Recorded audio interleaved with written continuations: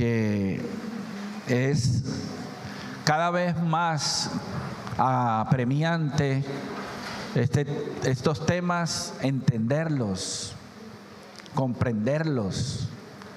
Y el venir a este lugar con frecuencia los domingos va edificando nuestra fe, basado en el conocimiento de verdades eternas que están establecidas ya.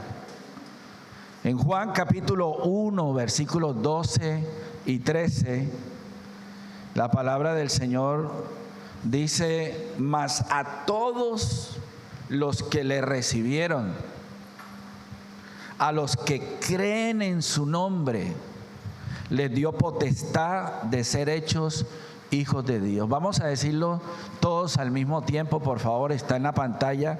Mas a todos los que le recibieron, a los que creen en su nombre, les dio potestad de ser hechos hijos de Dios. Versículo 13, todos al unísono conmigo: los cuales no son engendrados de sangre, ni de voluntad de carne, ni de voluntad de varón, sino de Dios.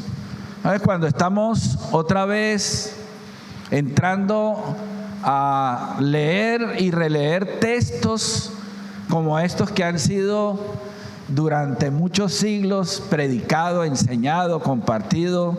Yo de este texto he enseñado N veces, pero en la medida que el entendimiento se nos va ampliando, abriendo sobre lo que estos versículos dicen, entonces uno, en la medida que el entendimiento se va ampliando, uno debe ir asumiendo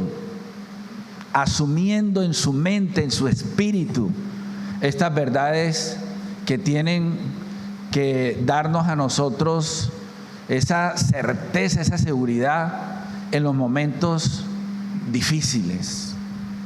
La razón por la que muchas veces hay verdades que nosotros tenemos que entender no es para llenarnos de información, que entre otras cosas nos tenemos que informar primero para luego formarnos y transformarnos, pero la idea no es tener un cúmulo de información bíblica en la cabeza, sino la idea es entender la importancia que nuestra mente, que nuestro corazón, que nuestro espíritu, que nuestras convicciones tengan el entendimiento claro sobre verdades que están trazadas desde hace muchos siglos en la Escritura, reveladas en la Escritura.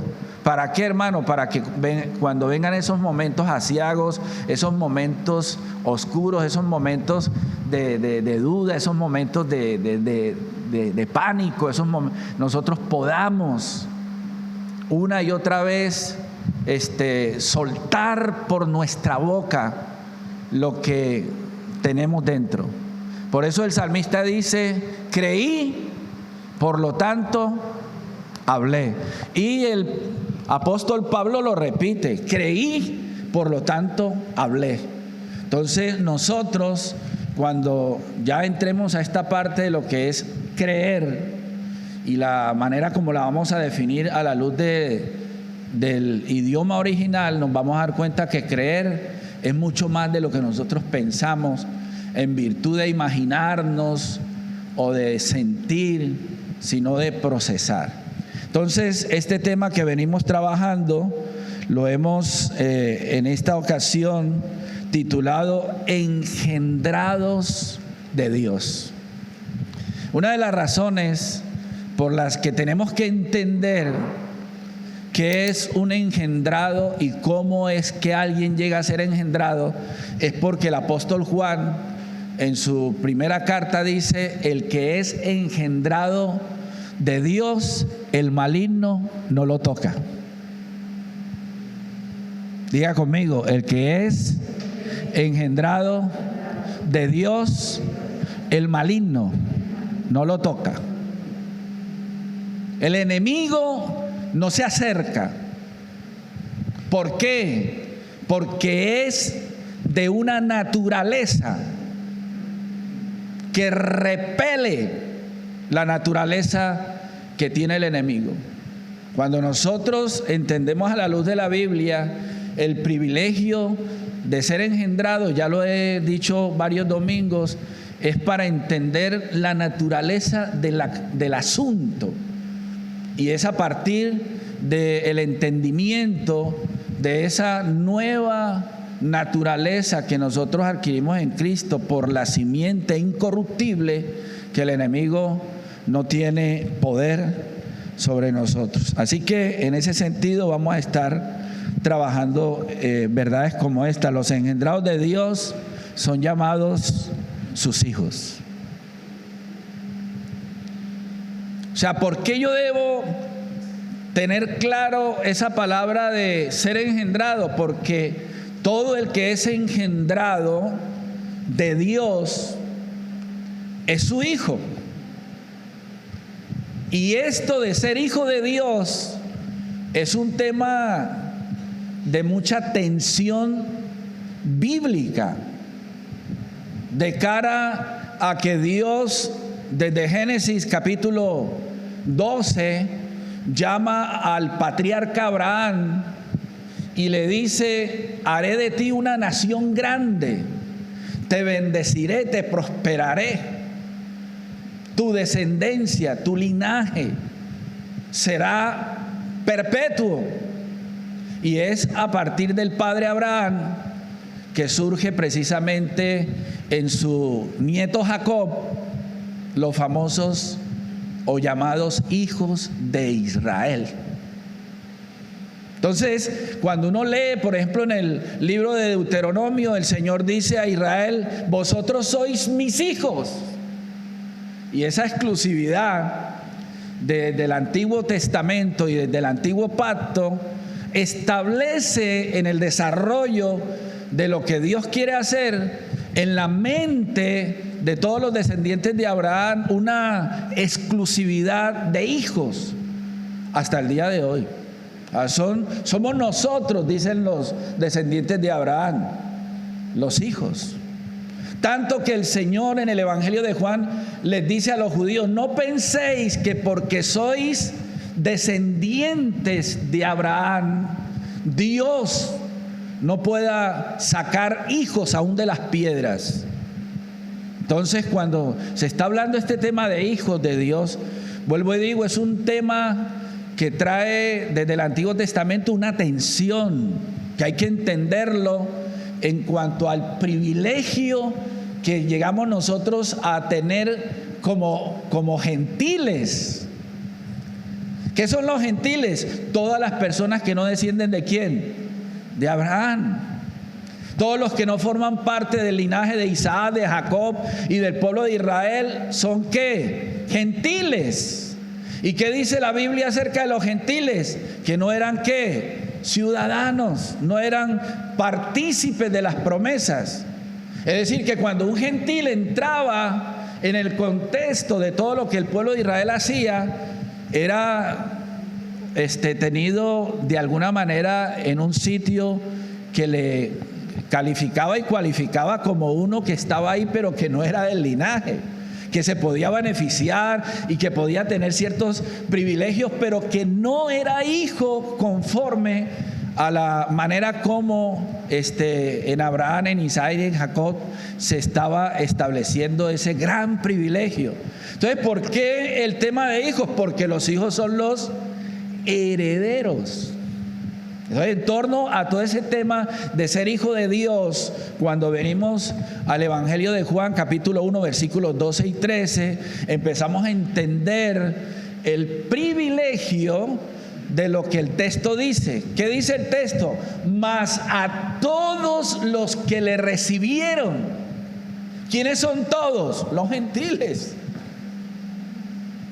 Todos los que no forman parte del linaje de Abraham, todos tienen ese privilegio de ostentar, de llegar a ser hijos de Dios. Por eso el texto dice: mas a todos los que le recibieron, a los que creen en su nombre, Dios les dio ¿qué? potestad. Ahora vamos a mirar bien ese texto en algunas versiones. Entonces, hermanos, ser hijos de Dios desde el punto de vista de lo que se viene enseñando en el Antiguo Testamento era exclusivo de un pueblo, y si algún gentil quería beneficiarse de lo que Dios estaba dando a ese pueblo, tenía que judaizar, tenía que formar parte de todo el dogma tradicional de la cultura religiosa del pueblo de Israel hasta el día de hoy. Incluso yo he tenido la oportunidad de estar allá en Israel, y uno dentro del diálogo que tiene con muchos de los que allí viven, que son de América Latina, dicen que para poder ostentar a la nacionalidad israelí, uno tiene que renunciar a su propia nacionalidad. ¿Por qué? Porque ellos entienden que ser israelita es exclusividad y no pueden pertenecer a otros pueblos sino ser del pueblo de Israel. Entonces, todo ese concepto de ser los escogidos de Dios, ¿cómo se llama? La niña de los ojos de Dios, todo ese contexto cerraba de alguna manera esa posibilidad para los que no somos del pueblo de Israel o descendientes de Abraham, todo concepto de ser hijo. Entonces, pensar en que nosotros somos hijos de Dios y decírselo a un israelita es una verdadera ofensa.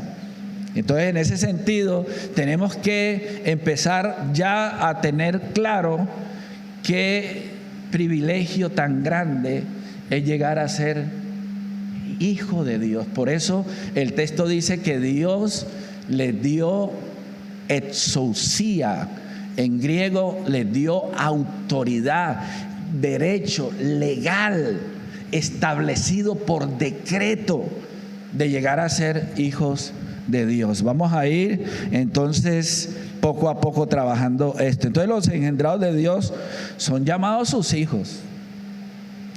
Entonces, la palabra hijo en la Biblia se encuentra alrededor de 3,000 veces. Es interesante cómo la relación de engendrar hijos, y Abraham engendró, Isaac engendró, luego Noé engendró, luego Sem, Cam y Jafet engendraron y engendraron y engendraron, y toda esa genealogía que se lee tanto en Crónicas como en Mateo capítulo 1 sobre engendrar y hacer precisamente ese término o relacionarlo fuertemente con el tema de ser hijo, es interesante. Entonces hay que tomarnos el tiempo. Si Dios en su palabra nos repite 3,000 veces la palabra hijo, y que uno entienda todo menos lo que es ser hijo, es ser realmente ignorante. Dios te repite 3,000 veces y usted finalmente no hace nada. Entonces, otra vez, el tema de ser hijo es interesante por todo lo que a lo largo y ancho de la Escritura se trabaja este tema. Es tan determinante esto que estamos hablando, que Dios, bendito es su nombre, decide de una vez por todas llamarnos a nosotros sus hijos, porque precisamente es el anhelo, el deseo, vamos a decirlo en términos muy humanos, el sueño de Dios es hacer de los que le siguen no creyentes, no siervos. Dios no está interesado en tener una cantidad de seres humanos siguiéndole a la manera de los que en su momento adoraban y adoran dioses falsos, que son seguidores del budismo, que son seguidores de tantas creencias y tantas supersticiones, que no hay ningún tipo de comunión, sino de relación. A ver si nos vamos de una vez por todas aclarando. El ser hijo establece una comunión con Dios, no una relación. Entonces, en el lenguaje correcto es: ser hijo es tener una comunión con el Padre, y ser creyente es tener una relación con Dios. ¿Estamos entendiendo eso? ¿O me estoy haciendo entender? Entonces, cuando usted es hijo, hay una comunión, porque hay una semilla que lo ha engendrado y hay una sangre que lo ha liberado, y es en virtud de esa comunión, cuando se es hijo, que usted tiene derechos. Que nosotros no estamos tratando aquí de venir los domingos como para tener contento a Dios, sino que estamos aquí porque tenemos una comunión ¿con quién? Con el Padre. Y se espera que cuando usted dialogue con el Padre, como hace el Señor Jesús a sus discípulos, diciendo: cuando vosotros vayáis a orar, orad diciendo. Eso rompió todos los esquemas, porque no era muy común en el Antiguo Testamento que alguien se dirigiera a Dios como Padre. ¿Por qué?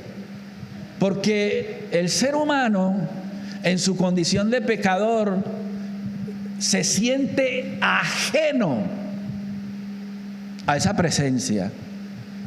Pero el hijo no.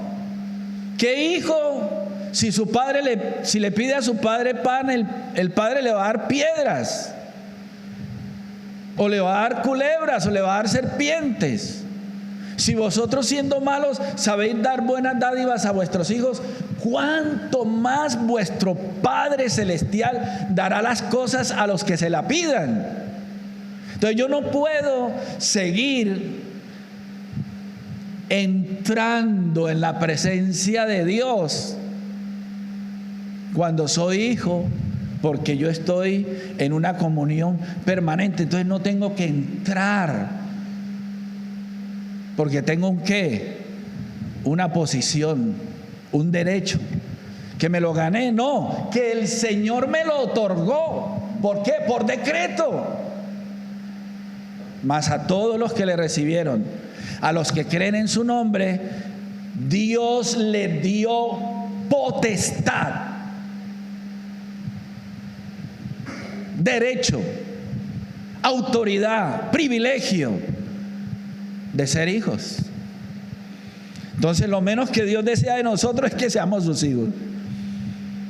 Y es precisamente en ese orden de ideas que uno lee en la Biblia que no todos los seres que existen son hijos de Dios.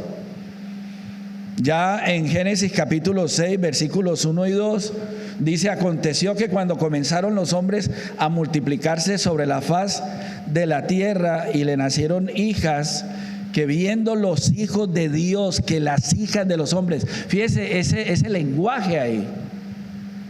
Algunos interpretan que hijos de Dios son los ángeles, porque en Job dice que vinieron los hijos de Dios, entre ellos vino Satanás, y esos hijos de Dios pues se interpreta que son ángeles. Y entonces aquí supuestamente los ángeles, los hijos de Dios, intiman con las hijas de los hombres. Eso es un acercamiento muy equivocado.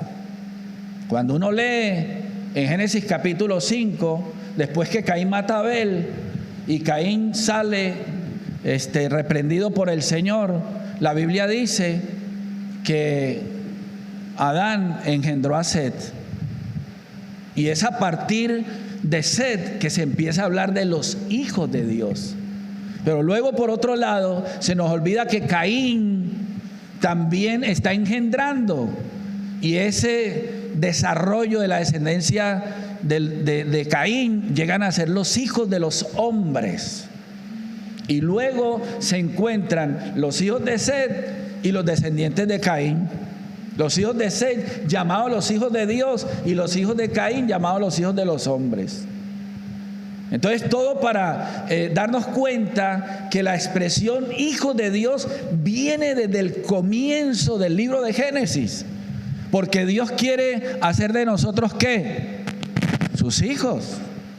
Dios quiere tener hijos.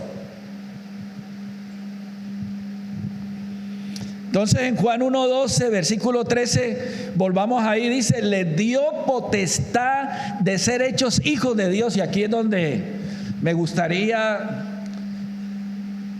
pasar de largo con los tecnicismos y con los idiomas originales, pero realmente puedo decir que el Señor no me permite eso.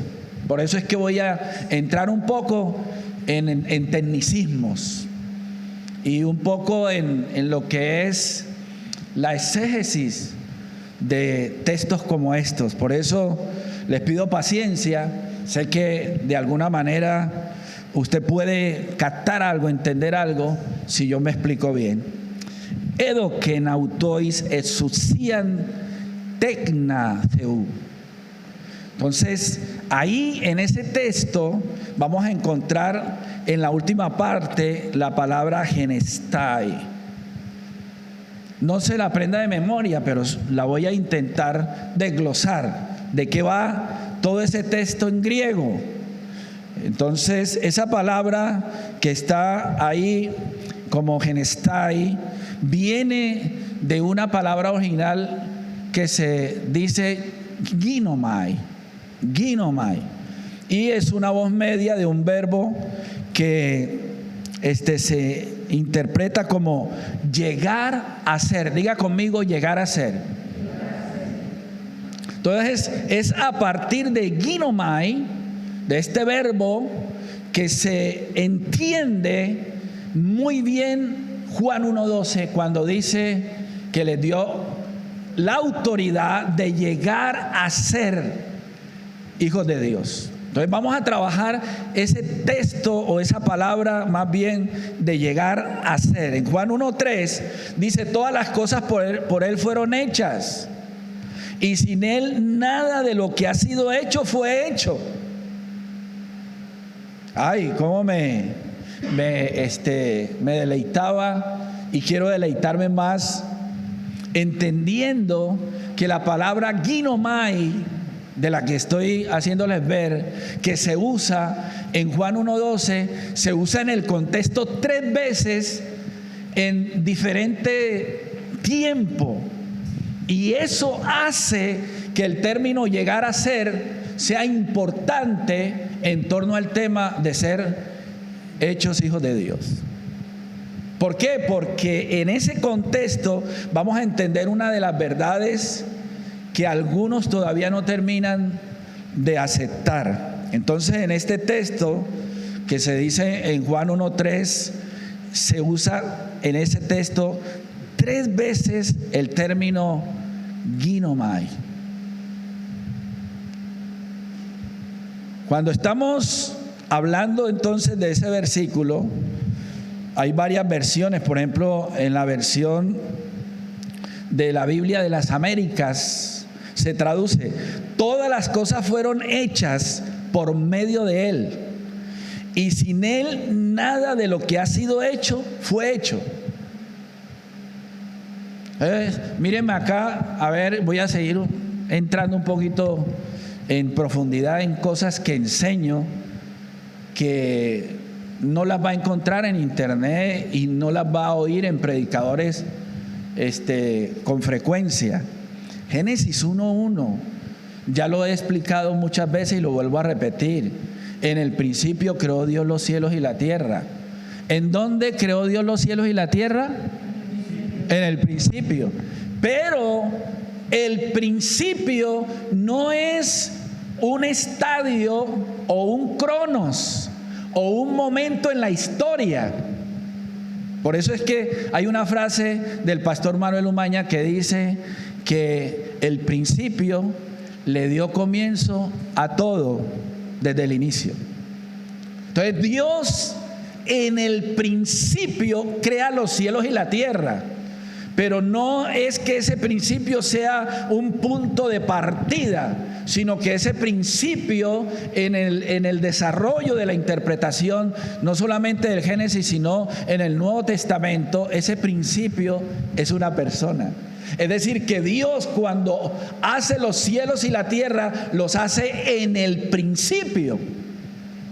Por eso el apóstol Pablo dice que Jesús es el principio de todas las cosas.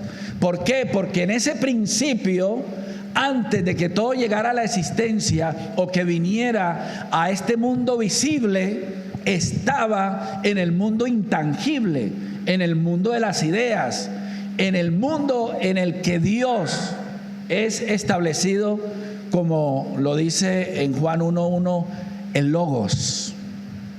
Ahí, en ese principio, Dios creó todo. Por eso Génesis capítulo 1 versículo 3 dice: Dios dijo, sea la luz. Y cuando dijo Dios sea la luz, no estaba creándola por primera vez, no estaba de alguna manera sorprendiéndose por lo que estaba haciendo. Ya esa luz estaba ¿en dónde? En el principio. Y Dios la llama de lo intangible, de ese principio, llama las cosas y las trae a la existencia. Sea la luz, y fue la luz. Y en la medida que iba llamando a las cosas iban viniendo desde ese principio. Por eso en Juan 1:3 dice: todas las cosas fueron hechas por medio de Él. Por medio de Él. Y sin Él, nada de lo que ha sido hecho fue hecho. Es decir, que todas las cosas llegan a ser, diga conmigo, por proceso. Ginomai, llegar a ser. Vamos a seguir trabajando un poquito más.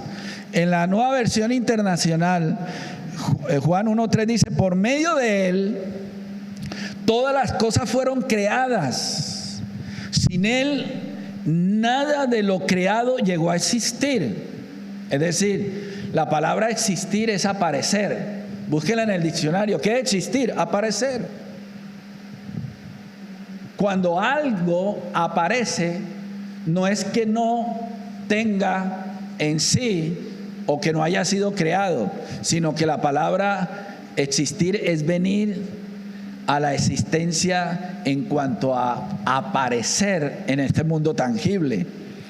Otra versión, que es la Dios habla hoy, dice: por medio de Él Dios hizo todas las cosas. Nada de lo que existe fue hecho sin Él. ¿Por qué? Porque en el principio creó Dios los cielos y la tierra. Por eso siempre digo, mírenme acá un momento, por eso siempre digo que en Génesis 1:1, y hago siempre la pregunta: ¿por qué no empieza Génesis 1:1? Dios creó en el principio los cielos y la tierra. Dios tiene la preeminencia. ¿Y por qué el libro de Génesis y en hebreo y en el original no se menciona primero a Dios? Dios en el principio creó los cielos y la tierra para honrar a Dios, pero no, empieza en el principio. Creó Dios los cielos y la tierra. ¿Por qué? Porque Dios le está dando la preeminencia ¿a quién? Al Hijo. Siempre digo, usted quiere honrar al Padre, usted quiere agradar al Padre, honra al Hijo, porque el Padre siempre le ha dado la honra al Hijo, y el Hijo, en virtud de esa honra que el Padre le da, le es recíproco, porque Él también honra al Padre. Por eso el Padre dice: este es mi Hijo amado, en Él tengo mi complacencia.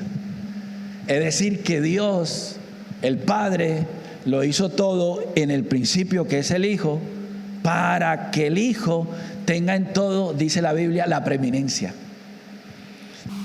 Entonces, así como llegar a ser o nacer en esta naturaleza física humana se requiere una fecundación mediante un esperma, y luego de esa fecundación se inicia un proceso de gestación en el vientre de la madre, y luego cuando nace, ya todo ese proceso se llama en la Biblia engendrar. Mírenme acá, hermano, no se es hijo de Dios por un suceso, sino mediante un ¿qué? Un proceso. ¿Cómo lo sabemos? Juan 1:12, mas a todos los que ¿qué? Los que le recibieron. Así como todas las cosas que Dios creó, las crea mediante un proceso, las trae a la existencia mediante un proceso. Dios no dijo de golpe, todo lo que yo he creado, ¡pum!, salga a la existencia. Sol, luna, estrellas, animales. No, Dios iba hablando y las cosas iban viniendo a la existencia, porque eso establece un ¿qué? Un orden lógico, coherente, para que las cosas que se van creando, que dependen una de otras, armonice. Fíjese que Dios crea primero la luz, mas no crea primero el sol y la luna, porque una cosa es la luz y otra cosa es los rayos del sol. Fíjese cómo Dios separa las aguas, y en ese proceso a lo seco llama tierra y a la reunión de agua llama mares. Y en ese orden de la creación, Dios deja para hacer de último ¿a quién? Al hombre. ¿Qué tal si Dios hubiera puesto al hombre de primero? ¿Cómo respira? ¿Cómo come? ¿Cómo vive? ¿De qué vive? Proceso, ginomai, llegar a ser. Entonces, cuando se está usando ese término, se está hablando de un proceso y no de un suceso mágico, en el que Dios no solo supervisa el proceso, sino que también se percata de haberlo iniciado, aprobado y terminado. Ay, qué bueno que yo soy hijo de Dios. ¿Sabe qué palabra usa ahí el escritor de Juan? No usa el término hugios para hablar de hijo, refiriéndose a una persona hecha y derecha, sino usa la palabra tecnón, que es como uno que ha recién nacido y que inicia un proceso de crecimiento. Entonces, cuando usted viene a una reunión de esta naturaleza y empieza un proceso, en ese proceso de alimentación, de nutrición, de gestación, tiene que haber, por lógica, un edificio que está siendo construido, bases, columnas, vigas de amarre, y luego las paredes, y luego el resto de cosas. Pues es ginomai. Entonces, cuando usted de alguna manera se ausenta de lo que es el proceso de lo que estamos hablando, usted está dejando de comer, está dejando de alimentarse y detiene de alguna manera ese proceso. Imagínese un bebé en el vientre de la madre unos 10 años, 20 años, porque hay creyentes que lamentablemente 10, 20 años y no maduran. Nunca nacen. Siempre están en ese proceso de gestación y a lo último no nacen, no crecen, no se reproducen, pero sí se mueren. Entonces, hermano, no tome este tema de venir a las reuniones y no tome este tema de escuchar verdades como algo de que, bueno, ya cualquier domingo vengo. Yo observo que algunos de ustedes desaparecen cada 15 días, cada mes. Y yo digo, ¿cómo lo hacen? Hermano, yo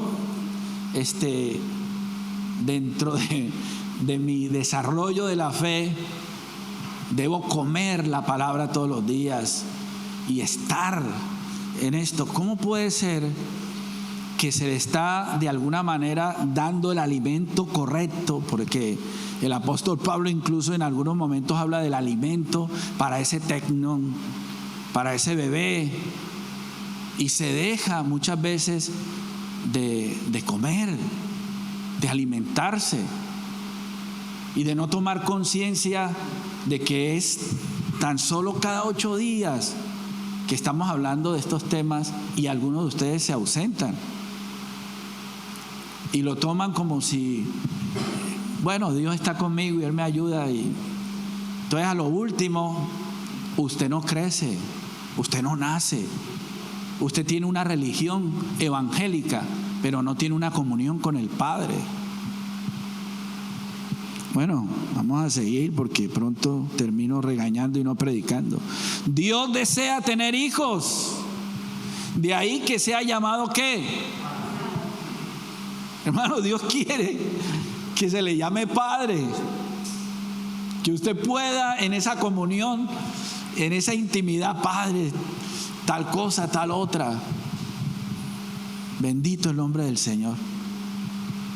Cuando usted se aproxima a Dios, es porque usted tiene una religión, no una comunión. No venimos aquí para entrar a la presencia del Padre. Venimos aquí para dar testimonio de la comunión que hemos tenido con el Padre durante la semana. ¿Estamos claros? En la calle, en el trabajo, en la casa, en cualquier momento está el Padre.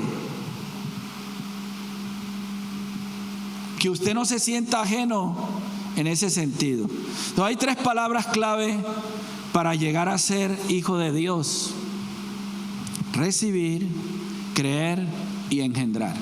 En Juan 1, 12 y 13 aparecen esos 3 términos como eje del pensamiento del escritor. Hay que recibir, hay que creer y hay que engendrar. Entonces, en primera instancia dice: a lo suyo vino y los suyos no le recibieron, mas a todos los que le recibieron. Esa palabra recibir en griego también es muy interesante. Y aún en el idioma original, ahí se usa de varias formas. Pero déjenme tan solo mostrarles lo que pasa en el contexto. Dice en Juan 1:9 al 11: aquella luz verdadera que alumbra a todo hombre venía ¿a dónde? A este mundo. Acuérdese que estamos hablando de lo que vence al mundo. Entonces esa luz viene al mundo. En el mundo estaba, y el mundo por él fue hecho, pero el mundo no le conoció. A lo suyo vino. Entonces usted es dueño, creador de todas las cosas, y viene a lo que es ¿qué? Lo que es suyo. Esto es mío. El mundo y todo lo que en él hay me pertenecen, son míos, y yo vengo a lo mío. Pero resulta que eso que él ha creado, con todos los que en él habitan, lo desconocen totalmente. Es una incoherencia tremenda.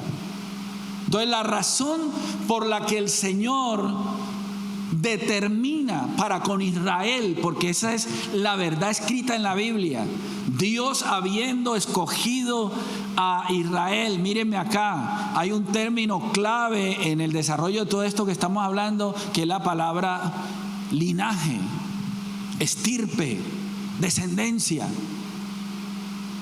Ser del linaje de Abraham, de la estirpe de Israel, el pertenecer de alguna manera a alguna de las tribus de Israel, en su tiempo, dentro aún de las tribus de Israel, estaba la exclusividad de los levitas. No todo Israel podían ser sacerdotes, sumos sacerdotes, solo los levitas. Entonces habían santos entre los santos, escogidos entre los escogidos, exclusividad. Allá viene un levita, un sacerdote, un sumo sacerdote, pertenece a la clase de tal. Entonces todo ese concepto de venir de la estirpe, venir del linaje, todo eso era hasta el día de hoy un lenguaje que hace a ciertas personas ser exclusivas dentro de Israel. Entonces Dios, que envía a su Hijo precisamente a los suyos, durante 1000 y tantos años, Dios hablándole a su pueblo, a su linaje escogido. Yo, dice el Señor, los formé, los hice. Y entonces el Señor llega a esta tierra, y más específicamente a la tierra donde estaba su pueblo, que supuestamente de tantos años debían conocerlo. Entonces a lo suyo vino. Es como si todos nosotros fuéramos familia y nos hemos criado en el mismo sitio, y de pronto alguno de nosotros se va y con el tiempo regresa. Hay alegría. Qué bueno, regresó fulano de tal. Jesús aparece en el escenario y viene a lo suyo, conforme a lo que Dios había establecido, y los suyos no le recibieron. Mas a todos los que le recibieron, gentiles, sin ningún linaje, nada, mas a todos los que le recibieron, a los que creen en su nombre, le dio el derecho de llamarse